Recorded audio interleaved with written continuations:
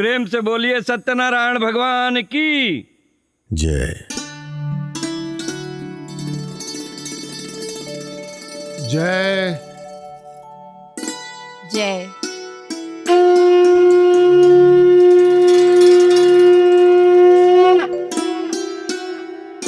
जजमान, कथा अब खत्म हो गई, आरती के तैयारी कैल जाओ। ए पंडित जी तनी मनी रुक जाए, हमार छोटका लेके आवते होई।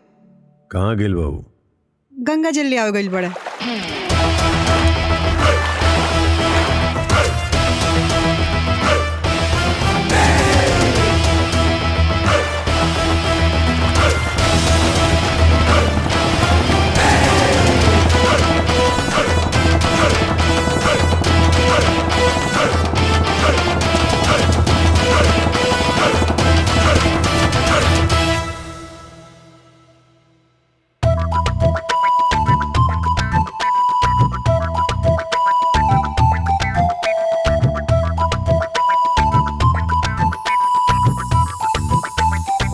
जय जगदीश हरे स्वामी जय जगदीश हरे।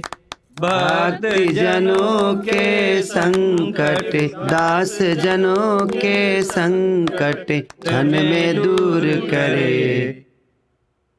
बोलिए सत्यनारायण भगवान की जय। माई यहाँ तनी सिनेमा देखे जा हमार बेटा जा। माई अरे घर में इतना लोग आयल बाड़े, सबके प्रसादी बांटे के बा, खिलावे के पिलावे के बा। अब बाबू सब सिनेमा जात बाड़े। ए बेटा तू चिंता मत कर, इतना लोग बानू मिल बांट के कॉली। जा बेटा तू जा। जी मैं जो तू प्रसादी बांट दे। चला पैसे चाहिए जी, खर्चा बा ना। ले 1000 रुपया ले। ए कुली दे दी ना। और ही लाके दे दी ना हो गए ना, और ही लाके दे देता। खुश रहा। ठीक से जाइए, ठीक से जाइए बाबू, ख्याल रखिए। ठीक बा। हाँ, छोट लेगा बच्चा बाबू। लइका तो बढ़ले बा। अरे आओ जल्दी आजा मर्दे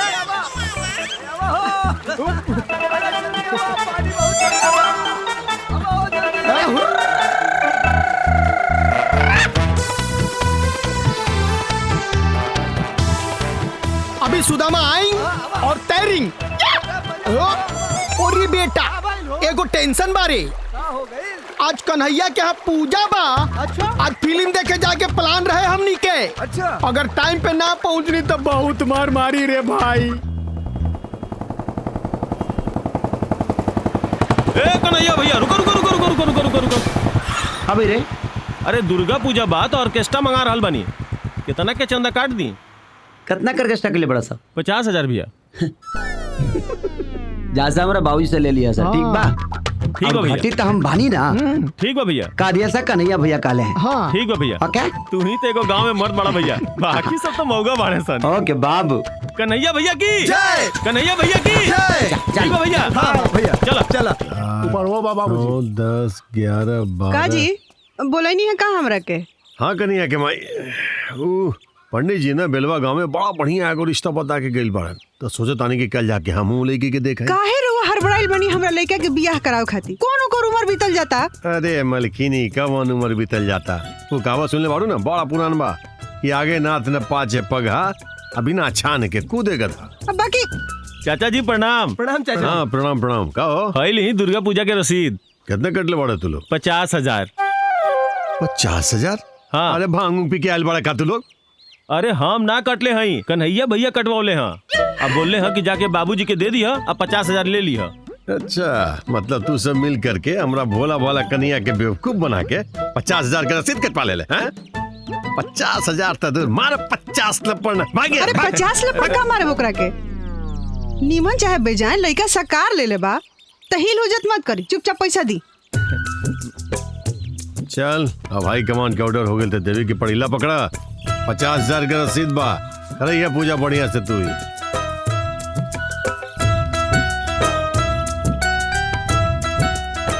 ले जो। सुनो लोगी, पूजा नीमन से होके के चाहिए। जी नीमन से होगी चाची। जा चलो तनी प्रणाम। बाबूजी बाबूजी हाँ ये ठीक नहीं के करत। इतना इतना पैसा दे के कन्हैया के बिगाड़ बारा ना तू। तो तू बोले लगले अब? हाँ 8 साल हो गए तोरा बियाह के, अभी ले खानदान के चलावे वाला एक तो चिराग ते देना बोले और आगे ले नसीहत देवे। देख थोड़ा सा बढ़िया ते मुर्गी भी आ ये हर साल 20-25 तो बच्चा दे दे एक साथ।